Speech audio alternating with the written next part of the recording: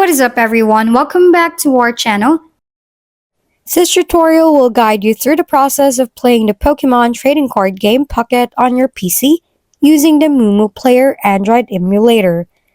Unlike other emulators, emulator is specifically recommended for this game as BlueStacks does not work effectively. Follow the steps to set up and start playing smoothly.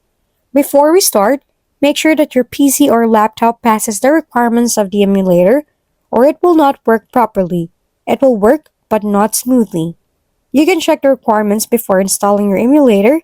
To do this, download any emulator for Android on your PC.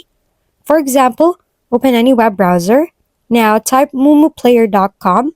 In the mumuplayer website, click download mumuplayer. After that, open Mumu Installer. Now click Quick Install. Now that the emulator is installed, locate the Play Store. Make sure that your Gmail account is logged in to the emulator to proceed with installing the game. After you locate the Play Store, locate the search bar. After you locate the search bar, type Pokémon TCG Pocket. Now click Install. You just have to wait a few minutes to play the game. Now that your game is installed, locate the game and click to open it. You are now ready to enjoy Pokemon TCG Pocket on your PC using emulator.